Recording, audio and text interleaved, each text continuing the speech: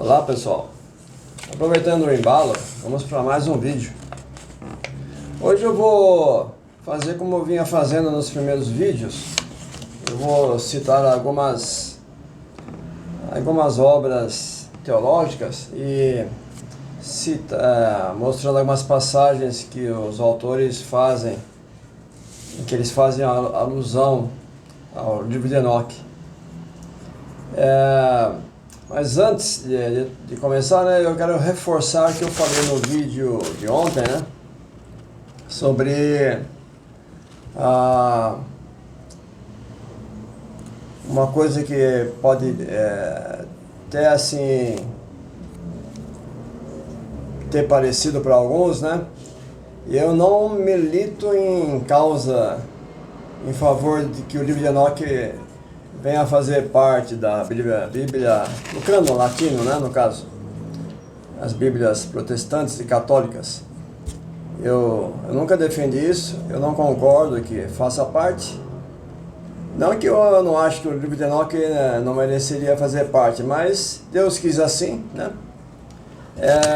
De qualquer maneira ele faz parte do cânon da igreja etíope, então Deus achou por bem que fosse assim. Então se caso venha a ocorrer alguma mudança futuramente, isso tem que ser pelos caminhos legais, né, canônicos. Mas eu não defendo a inclusão do livro de Enoque na Bíblia, né? Como eu sempre repito, né, se com o que nós temos aqui no Ocidente já há tanta bagunça, né, tanta más interpretações, imagine com o livro de Enoque, né, que ele trata tanto de questões mais complexas. Então eu acho que não daria certo, né? Mas eu batalho para que ele seja estudado, né? Que ele resolve muitas questões. E uma coisa que eu falei num dos vídeos anteriores, que o livro de Enoque ele serve de barreira contra muitos ensinos errados, né, do Novo Testamento, visto que o livro de Enoque é a fonte das principais doutrinas do Novo Testamento. Então o livro de Enoque serve de barreira. E quando você vai estudar a história da igreja, inevitavelmente você vai se defrontar, né, com os rastros do livro de Enoque. Eu já falei isso em vídeos anteriores, né, mas bem explicado isso.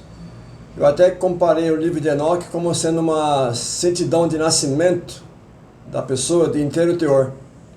Não sei se todos conhecem isso. Quando você vai num cartório, você pede a sua certidão de nascimento, eles te dão uma certidão simples, né, com poucas informações, só o necessário. Mas quando você pede no cartório uma certidão de inteiro teor, então lá vai constar coisas que talvez você nem imagine, né? Tanto que às vezes, quando você pede uma certidão de inteiro teor, às vezes a pessoa do cartório, ela vê as informações que tem ali e às vezes ela exige que uma ordem judicial para que seja liberada a certidão de inteiro teor. Pelo menos era assim antigamente, não sei como é que está, né? Então, quando você vai, simbolicamente, você tirar uma certidão de nascimento da igreja, vai constar lá o livro de Enoque. Uma analogia que eu faço. Então vamos seguir, né? Eu vou mostrar algumas obras hoje. Eu vou começar com um lançamento novo da Edições Vida Nova.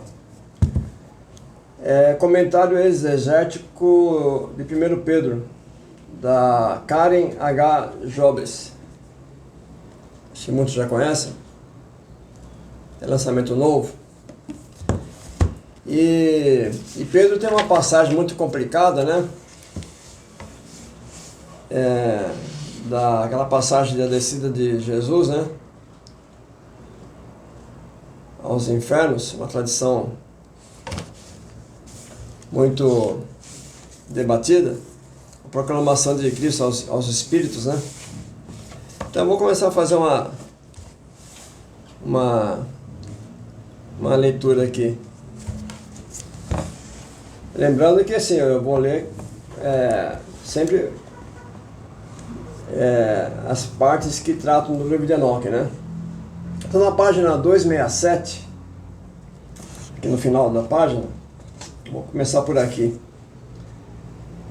Nessa passagem de 1 Pedro 3, 19 a 20, no qual também foi e proclamou aos espíritos em prisão, os quais em tempos passados desobedeceram quando a paciência de Deus aguardava nos dias de Noé, enquanto a arca estava sendo construída, na qual uns poucos, isto é, 8 pessoas foram salvos através ou por meio da água, né?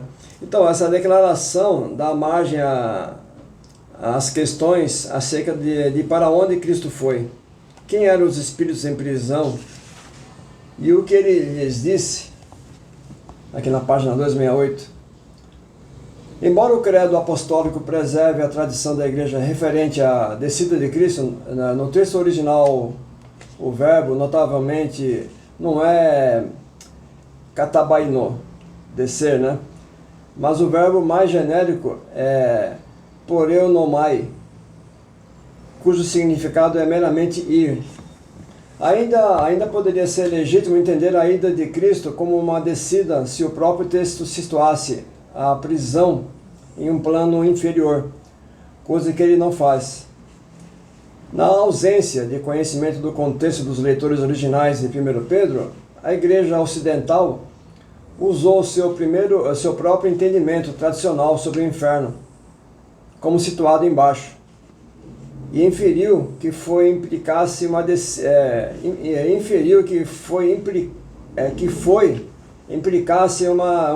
A palavra implicasse uma descida.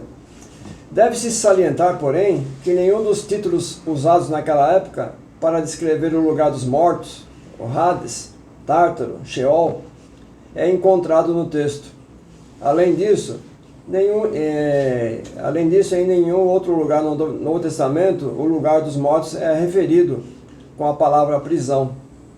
Ademais, é grande a controvérsia sobre os espíritos.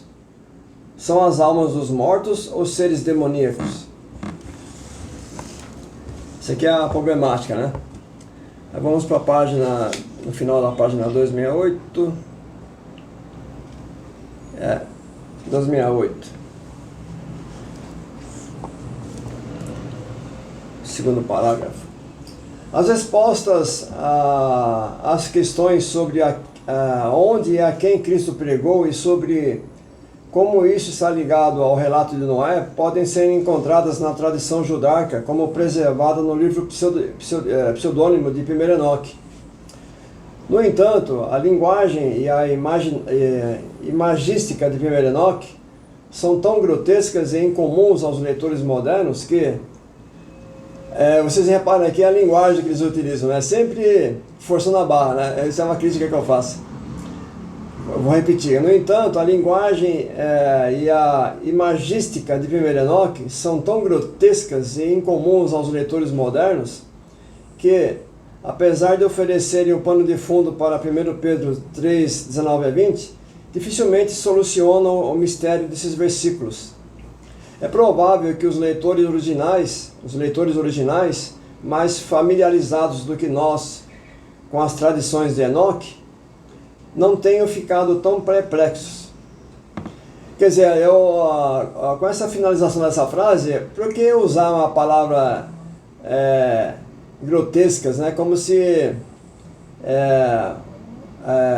o pessoal de antigamente não fossem pessoas, não pudessem existir pessoas cultas. E eu acho que é o contrário, você vê hoje em dia, encontrar pessoas cultas hoje em dia. Continuando, de acordo com Gênesis 5, 21 a 24, Enoque, a 7ª geração a partir de Adão, andou com Deus, e então Deus o tomou. Apesar dessa mera e rápida referência em Gênesis, Enoque passou a ser um destacado personagem na antiga tradição judaica. E, à época em que o Novo Testamento foi escrito, existia um livro muito estimado e supostamente escrito por ele.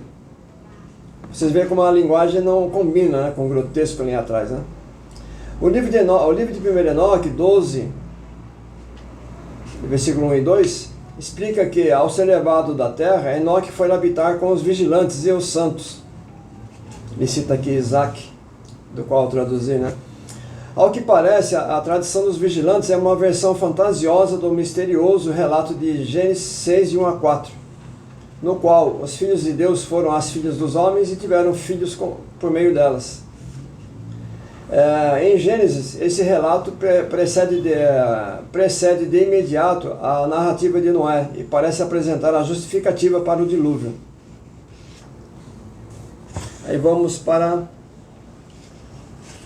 vamos continuar aqui. O primeiro livro de Enoque descreve algo semelhante, contudo mais elaborado.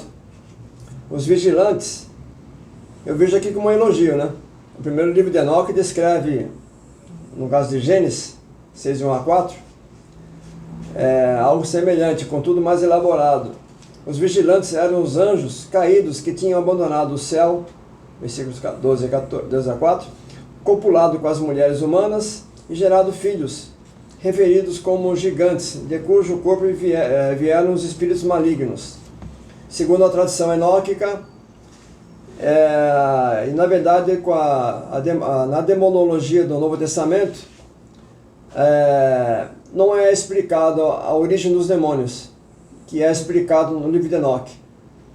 Segundo a tradição de Enoque, os demônios são os espíritos dos gigantes, que quando morreram, Deus os tornou presos num ambiente que eles não podem nem subir nem descer, né? Então eles são os demônios, eles seriam chamados espíritos maus sobre a terra. Esses espíritos malignos ensinaram às pessoas obras de vergonha, injustiça e pecado. Aqui a autora ela está confundindo os gigantes com os anjos, né? Que quem ensinaram as mulheres foram os anjos. E continuarão a corromper a terra até o dia do grandioso final, até a consumação da grande era, até que tudo seja concluído.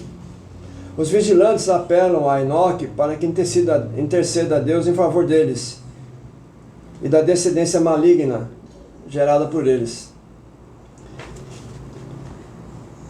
Enoque atende-lhes o pedido e retorna com a proclamação de Deus aos vigilantes: vocês não poderão subir ao céu por toda a eternidade, mas deverão permanecer no interior da terra, prisioneiros por todos os dias da eternidade.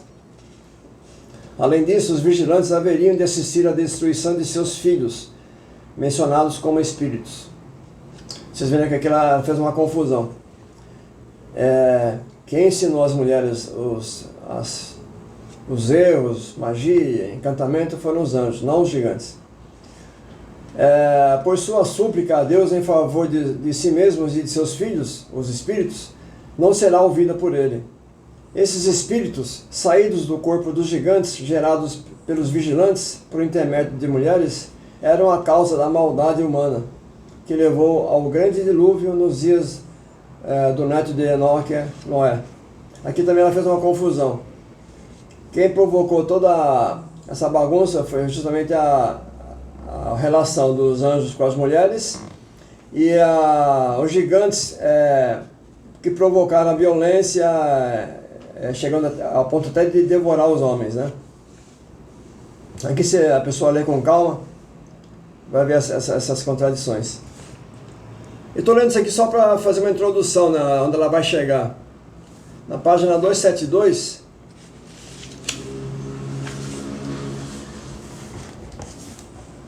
parágrafo E, página 272, o desenvolvimento de interpretações alternativas.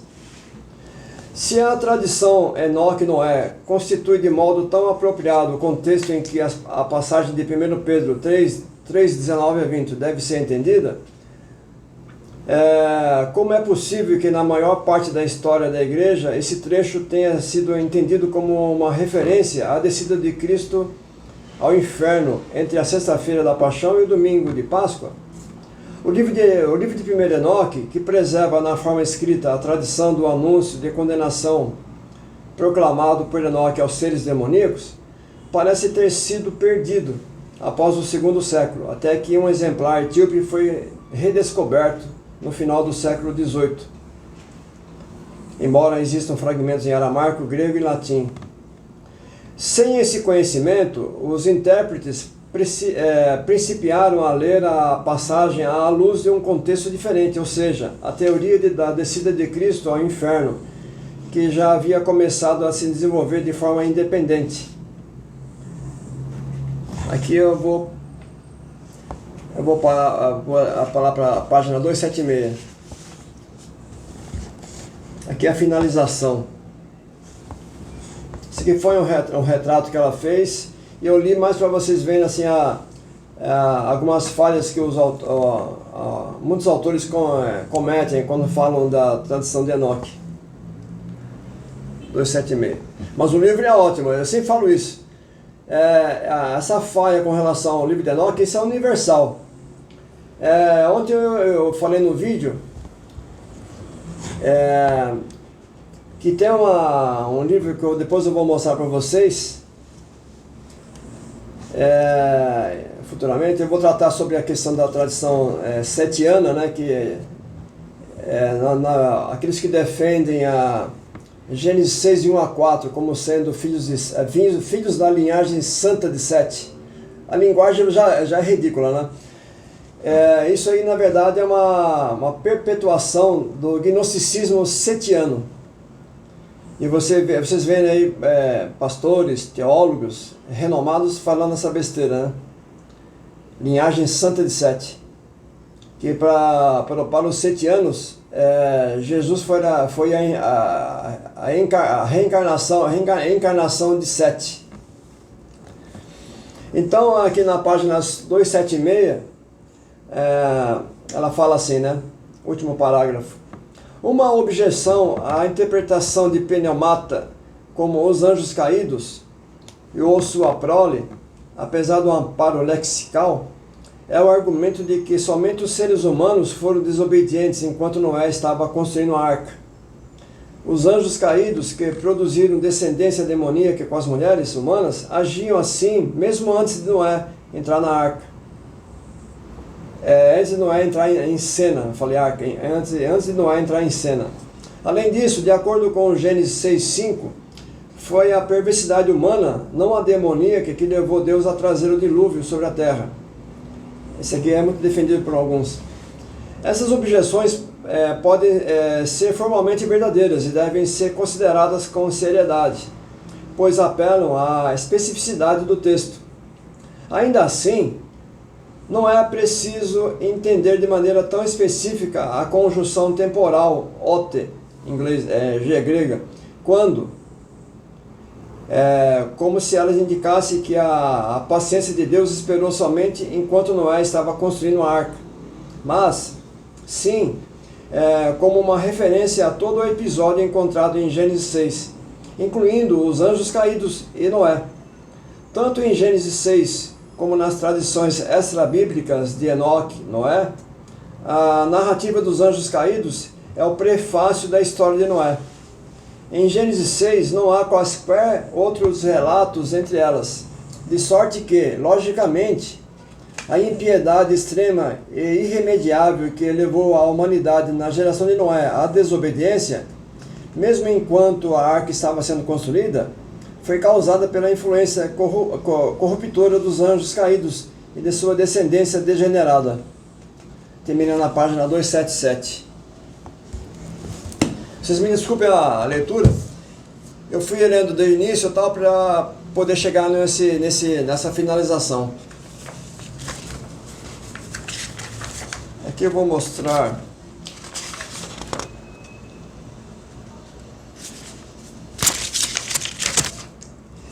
Essa enciclopédia da Bíblia, Cultura Cristã, Merrill C. Tenney, acho que muitos conhecem.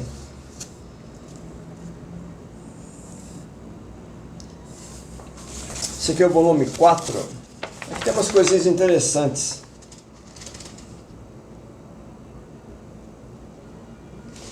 Aqui falando do Messias, esse aqui é o volume 4. falando do Messias. Aí, é assim, o livro de 1 Enoque, em especial, é impregnado com uma grande esperança messiânica. Ele declara em detalhes o julgamento sobre os inimigos de Israel, profetiza sobre a construção da Nova Jerusalém, prevê a conversão dos gentios, fala da ressurreição dos justos e, por fim, culmina com o advento do Messias. O erudito R.H. Charles, erudito para minha conta, R.H. Charles considera esse trabalho como o mais importante da história do desenvolvimento teológico. Quem não conhece R.H. Charles, todos os especialistas têm uma grande admiração por ele. Ele é chamado sempre de erudito. 1 Enoque descreve o Messias como o cordeiro com chifres, sobre o qual o Senhor das ovelhas se regozija. Capítulo 90, 38. Os títulos dados ao Messias nesse livro são notáveis, pois são semelhantes. Bem claro, o livro de Enoque é um livro que, segundo últimas pesquisas, vem dos 5 séculos antes de Cristo. Até 200 anos de Cristo. E aqui ele fala: os títulos dados ao Messias nesse livro, o livro de Enoque, são notáveis, pois são semelhantes àqueles que aparecem no Novo Testamento. Como eu sempre falo, isso na academia todos sabem, o livro de Enoque é a fonte das principais doutrinas do Novo Testamento. Inclusive títulos, no caso do Messias. Então ele fala: o ungido, 48:10, 52:4, no livro de Enoque, O justo, 38:2, 46:3, 53:6, capítulo Atos, 3:14, 7:52, 22:14, 1 João 2:1, o eleito, capítulo 45, 45:3 seguido, 49:2, 4, 51:3, 5, comparar com Lucas 23:35, 1 Pedro 2:4, o Filho do Homem, capítulo 46:3, 48:2, 62:9, 14, 63, 11, 69, 26, 71, 71:1. E isso, o Novo Testamento está forrado desse tema, Filho do Homem. Aí eu vou para outro. Ele fala também de Miguel. São várias citações, eu vou correr um pouquinho. No volume 3, a mesma obra, Enciclopédia da Bíblia, Cultura Cristã, volume 3. Falando do Hades.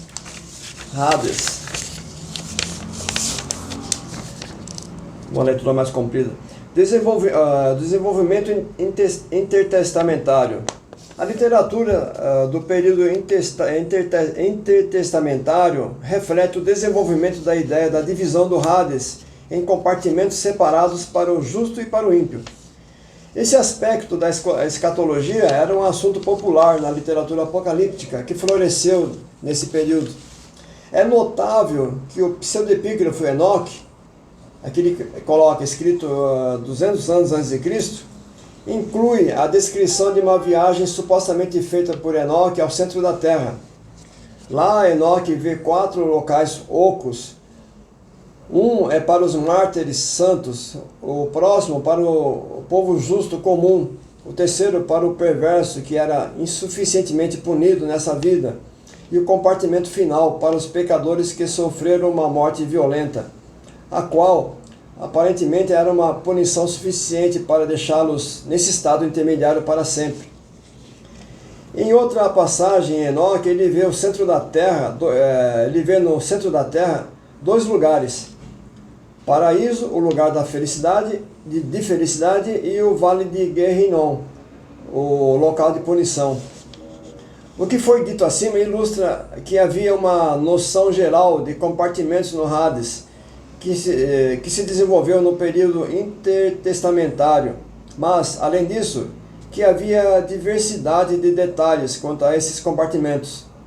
Alguns estudiosos interpretam essa divisão em compartimentos como resultado de influências externas, como a do zoroastrismo persa, com seu dualismo marcante. Mas uma explicação mais provável é que a fé do Antigo Testamento, com a sua forte ênfase na justiça de Deus, que conduzia às bênçãos do justo e à punição do ímpio, e com seu ensino de que o verdadeiro significado da vida é comunhão com Deus, não poderia conceber um destino comum para o perverso e o justo, como a palavra final sobre o assunto. Aí vem a finalização. Sejam quais forem, aqui que é importante, sejam quais forem as fontes originais desse desenvolvimento de divisões distintas no Hades, elas foram confirmadas pelo ensino de Cristo.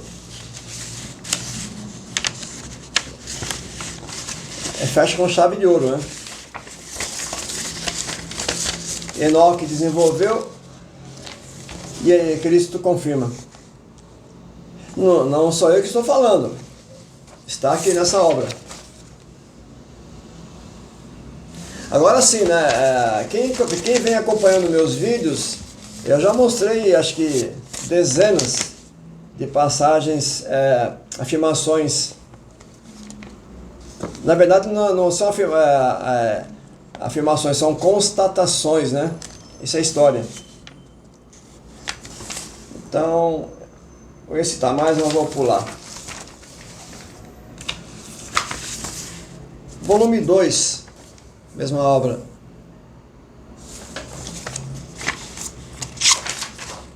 Aqui fala da descida ao Hades, ao inferno de Cristo. Vou pegar um trechinho aqui. Afora a mensagem pregada, existem questões impossíveis sobre a natureza dos espíritos em prisão. Embora haja alguma luz lançada pela referência a Noé, 1 Pedro 3,20, e uma referência ao batismo, 3,21, o caráter desses espíritos é tão confuso que esforços têm sido feitos para fugir inteiramente da pressão dessa passagem. Randall Harris, por exemplo, insiste que as escrituras contêm um erro textual, no qual o nome de Enoque teria sido omitido, e que há, portanto, uma referência ao apócrifo Enoque, referente a Gênesis 6, 1 a 4, com autoridade escritural semelhante a Judas 14.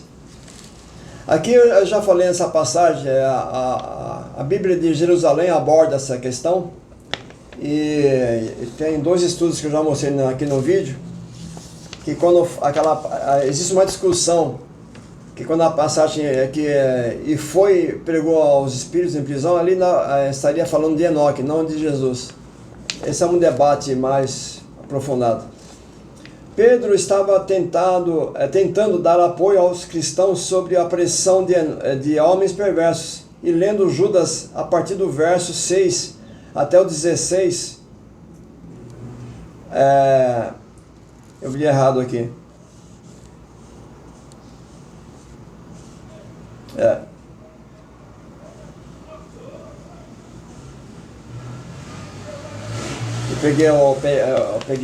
errei o ênfase da frase.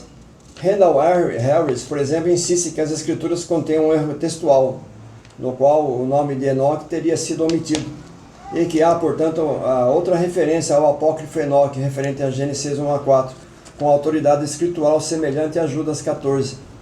Pedro estava tentando dar apoio aos cristãos sob a pressão de homens perversos, e lendo Judas a partir do verso 6 até o 16, obtém-se a impressão de que há a distinção entre anjos e homens, e que pessoas excepcionalmente ruins com frequência assumem proporções super-humanas. A passagem relevante está em 1 Enoque 67,4 e também 69,1 e especialmente 67,12. Esse julgamento pelo qual os anjos são julgados é o testemunho para os reis e poderosos que possuem a terra. Embora um trabalho brilhante tenha sido feito por Harris e apoiado por Moffat e Goodspeed, não há qualquer evidência real para tais conjecturas. Selwyn, outro teólogo, interpreta essa passagem como sendo que a morte de Cristo foi a proclamação aos poderes do mal. O que São Pedro e São Paulo afirmam sobre esses poderes do mal, conforme o divino sempre havia afirmado perante eles, é que a ênfase outra vez, o que Pedro e Paulo afirmam sobre esses poderes do mal, conforme o divino mestre havia afirmado perante eles, é que na morte de Cristo, o fim deles ficou selado. Isso pode muito bem ser verdade, mas não há evidência para tal interpretação dessa passagem. É sempre assim, nunca há uma... Ninguém bate os bons, os mais espertos não batem o martelo, né? Uns batem, né? Eu vou citar uma outra obra aqui interessante. Página 56.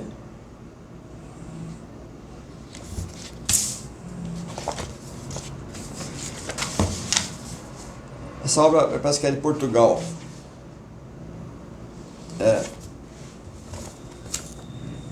O sofrimento no pensamento bíblico. O autor é João Duarte Lourenço.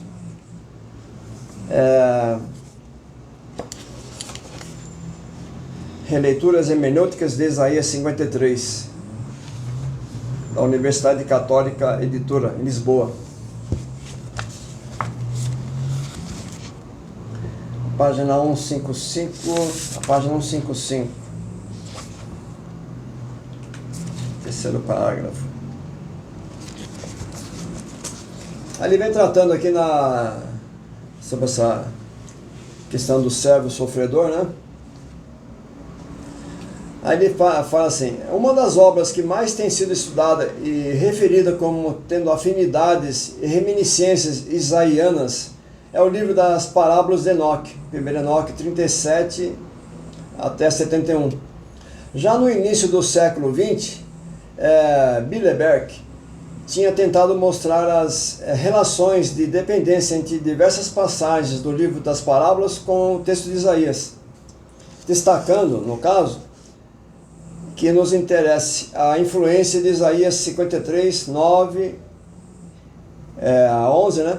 E 1 Enoque 39, 6, Isaías 52, 15. Sobre a 1 Enoque, eu falei errado aqui, a influência de Isaías 53, 9 e 11 em 1 Enoque 39, 6, Isaías 52, 15 sobre Enoque 46, 4.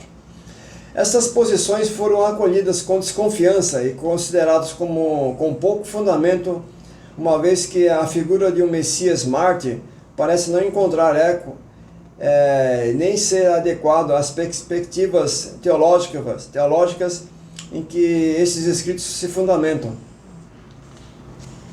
No entanto, no seu notável trabalho para o Dicionário Teológico sobre o Novo Testamento, Joaquim Jeremias retoma, em parte, essa perspectiva e fala combinar com a figura do Filho do Homem, mostrando como as doutrinas de Isaías 53 e Daniel 7 se integram perfeitamente na concepção do Messias que nos é apresentado no livro das parábolas, e centrando especialmente a sua atenção em 1 Enoque 62, 62, na descrição da cena do juízo escatológico que aí nos é descrita.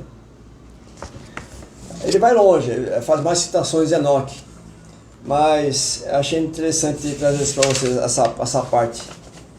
Tem outros pareceres de outros teólogos confirmando.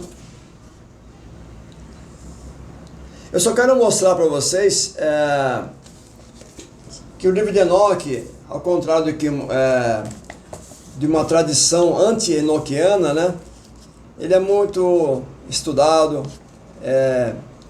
ele é levado a sério, mais no exterior, né? No Brasil, infelizmente, nós temos um pensamento muito primitivo sobre essa... Aliás, no Brasil, né, Infelizmente eu sou brasileiro, eu sou obrigado a falar, né? Conhecimento mais avançado aqui parece que é coisa do demônio, né? Aqui é uma obra da Loyola, a série bíblica Loyola, número 28.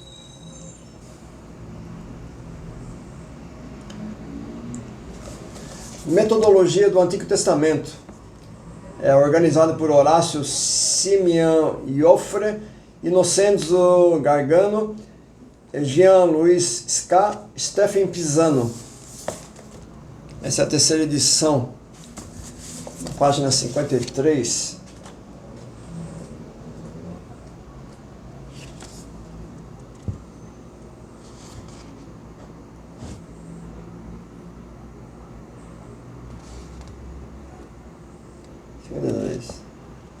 Aqui ele vem fazendo um inventário dos manuscritos bíblicos, né, encontrados em Qumran.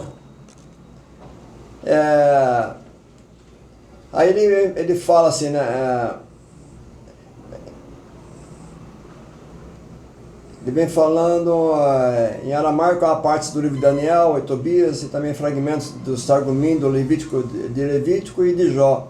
Quanto aos livros deuterocanônicos, foram encontrados fragmentos do Sirácida e da Carta de Jeremias em grego e de Tobias em aramaico e hebraico. Estão representados também outros livros não canônicos, como Enoque em aramaico e hebraico, e o livro dos Jubileus em hebraico. Então, olha o que ele fala. Quanto aos livros deuterocanônicos, foram encontrados fragmentos do Sirácida e da Carta de Jeremias em grego e de Tobias em aramaico e hebraico. Estão representados também, aqui é bom prestar atenção, num lugar que foram encontrados escritos religiosos, né? Foram guardados com tanto zelo, preservados com tanto zelo, o que eles puderam fazer e fizeram, tanto é que foram encontrados na década de 50, né, 1947, lá em Qumran. Então aquele povo que vivia naquela região, com tanto zelo, guardou, preservou, né, livros sagrados para eles. E aqui é uma questão que eu falo sempre assim, né? Estão representados também ali, né, outros livros não canônicos. Não canônicos para nós, mas para eles eram canônicos. Que não, apesar que não tinha esse termo ainda, né, para eles, mas eram considerados sagrados. Então senão eles não iam guardar, né? Então eu citei só essa parte para ficar assim, sempre marcar esse ponto, né? Falar mais uma coisa. Em suma, pode-se dizer que, no que diz respeito ao cânon hebraico, todos os livros, exceto Esther, estão representados. Entre os livros deuterocanônicos, faltam Macabeus, Judite, Baruque e Sabedoria. Os livros não canônicos, como Enoque e Jubileus, estão, porém, bem representados. Eu não sei se eu me faço entender, né? Não sei se vocês conseguem entender isso. Lá tinham textos sagrados, foram guardados com maior zelo. E depois, hoje em dia, o pessoal faz uma conta tão fácil, né? Não com relação ao cânon aqui, eu concordo com o cânon que nós temos aqui e tal, mas eles fazem uma conta tão fácil, assim, quando vai falar do livro de Enoque, Jubileus também, que a igreja etíope preservou. Então, assim, né, isso tem que ficar guardado na nossa mente, né? Por que foi tão... foram preservados com tanto carinho, né? Talvez até alguns pagaram até com a vida, né?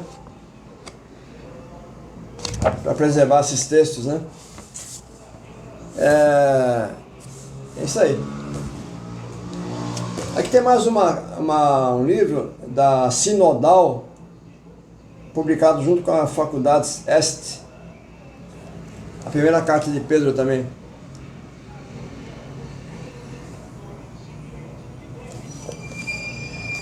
Primeira carta de Pedro, um comentário exegético teológico. Reinhard Feldmayer. Na página 177 a 178. Ele vem falando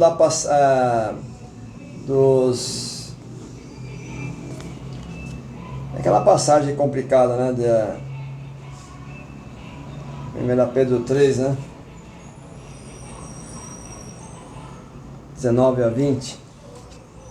Aí ele fala assim, a próxima passagem é de difícil interpretação, uma vez que o autor aparentemente pressupõe o conhecimento de tradições da parte de seus destinatários, às quais não temos mais acesso. Não está claro nem quem são aqueles espíritos aos quais Jesus prega, nem o que Jesus lhes pregou, tampouco o que se estava querendo dizer com prisão. Enigmática é a referência à desobediência dos espíritos nos dias de Noé. 3:20 de Pedro, né? Desde o trabalho fundamental de Spita, que é um teólogo, discute-se a relação desses enunciados com uma tradição, como ela ainda se encontra preservada no assim denominado Livro dos Anjos Guardiões, mais comumente chamado Livro dos Vigilantes, que é a primeira seção do livro de Enoque. Primeiro Enoque, que vai do capítulo 1 até o capítulo 36. Um escrito que na literatura do judaísmo incipiente e do cristianismo primitivo desempenha um papel bastante relevante. Eu vou repetir. Desde o trabalho fundamental do Spita, discute-se a relação desses enunciados com uma tradição, como ela ainda se encontra preservada no assim denominado Livro dos Anjos Guardiões, 1 Enoque 1 a 36, um escrito que na literatura do judaísmo incipiente e do cristianismo primitivo desempenha um papel bastante relevante. Eu vou ficar por aqui. Aqui ele fala mais sobre o livro de Enoque na página 178, 179, para quem tiver esse livro, ou for comprar também, eu indico, é um ótimo livro. Eu separei para ler mais, mas para não ficar muito longo o vídeo.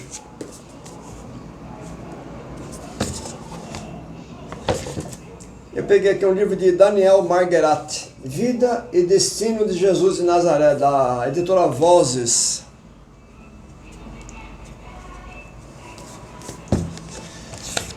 Na página 275.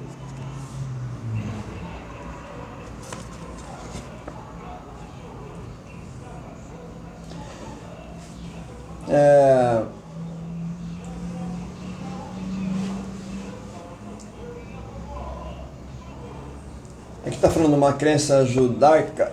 Eu esqueci de marcar o tema, mas é sobre a ressurreição.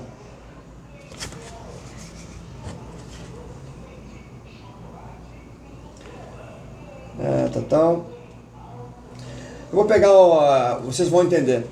Eu vou pegar no meio do verso aqui. Após a conclusão da Bíblia hebraica, no livro etíope de Enoque e em 2 Macabeus, lembrando que Enoque é muito mais, são 5 séculos antes de Cristo.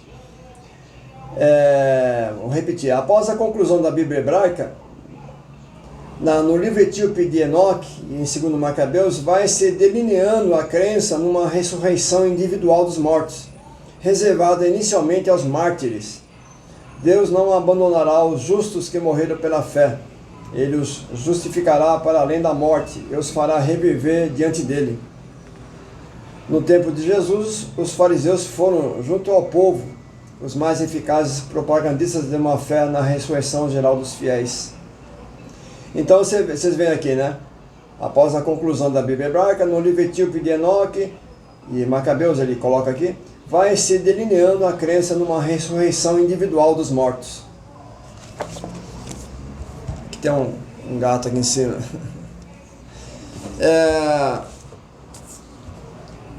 Aqui um outro livro da Paulinas, A Apresentação de Jesus no Templo. É um livro muito interessante. Apesar que ele faz só uma citação do livro de Enoque, o assunto não é esse, mas é um livro muito interessante.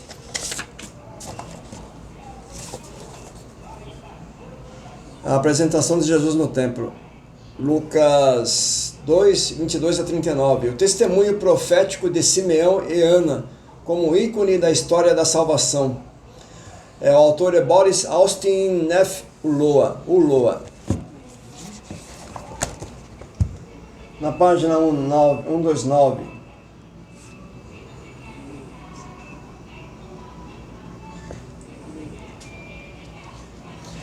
Na página 128, finalzinho, ele vem falando assim: o tema do messianismo no judaísmo, tanto nas Sagradas Escrituras como na literatura extra-bíblica, é complexo e plural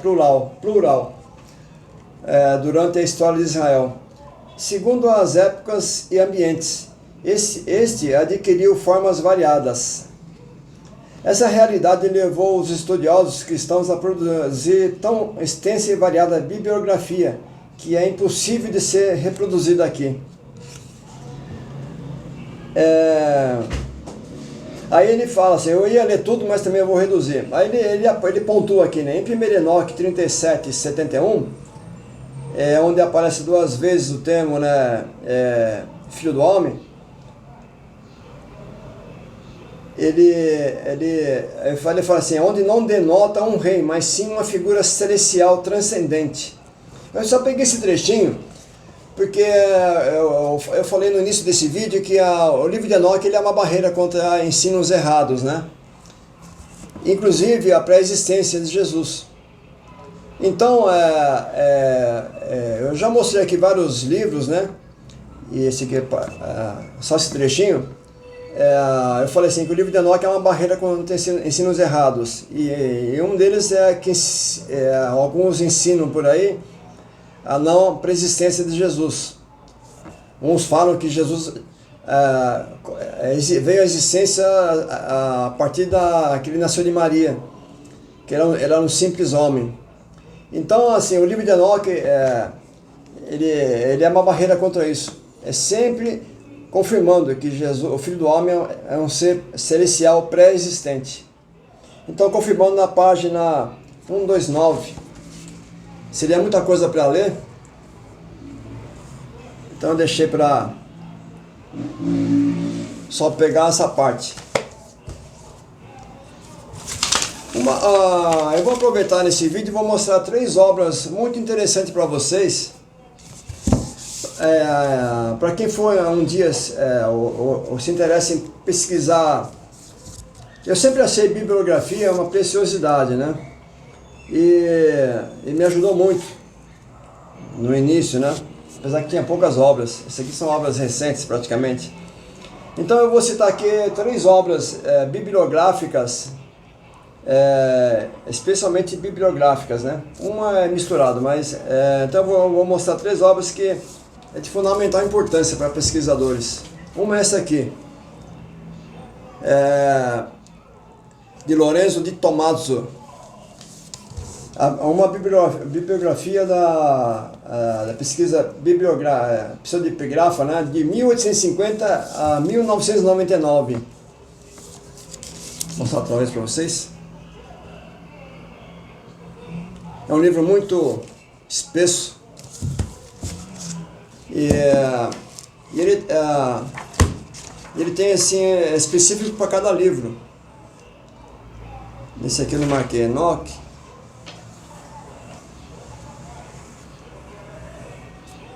Então, que eu li já, pesquisei há tanto tempo, né? Então eu vou mostrar para vocês o índice, como é que funciona. Deixa eu mais para cá.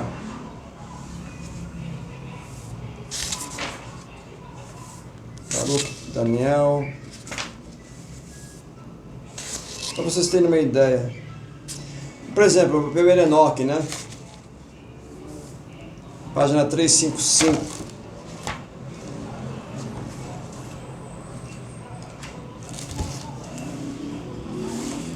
Ele vai começar aqui.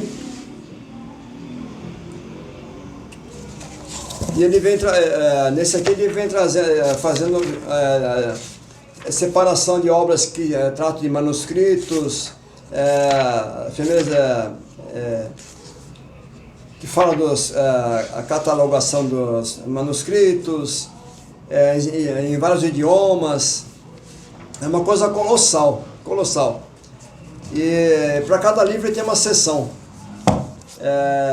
Primeiro e segundo Enoque, e todos os outros livros da pseudepigrafa, né?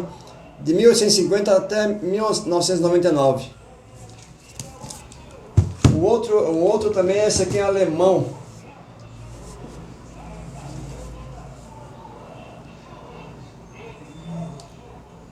O autor é Andreas Leonhard. Jüdische Schriften auf römischer Zeit. Escritos judaicos, né, do tempo romano helenístico. Então aqui no caso de Enoque, na página 423 em diante, que ele vai trazer uma bibliografia colossal. Ele usa um esquema de numeração, né? Ele usa a numeração. É fantástico. Também não é muito pequeno, não. E tem um livro aqui, editado por Gabriele Boccaccini, um dos monstros sagrados também da pesquisa sobre o livro de Enoque. E não só Enoque, mas toda a literatura do Segundo Templo, né? O período do Segundo Templo. Então essa aqui é Enoque e o Messias, Filho do Homem, revisitando o livro das parábolas. Então nessa obra, o outro autor, né, Jason, no caso é alemão, Jason von Ehrenkruch, ele faz uma bibliografia, uma tomada bibliográfica das parábolas de Enoque e o Messias, Filho do Homem, desde 1773 até 2006. Acho que dá para ver direito aí, né? Então tudo que é literatura que trata de Filho do Homem, as parábolas de Enoque, Messias, Filho do Homem, então ele vem dividindo por períodos, né? Por exemplo aqui, de 1900 até o presente, ele é aqui de trás para frente, né? De 1975 a 1989.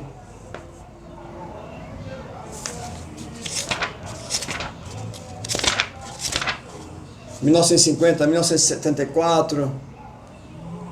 Então é um colosso, né? É um colosso. É uma preciosidade. Então são 3 obras que eu indico para vocês, né? Para pesquisadores, né? Estritamente para quem quer avançar muito mais nessa área.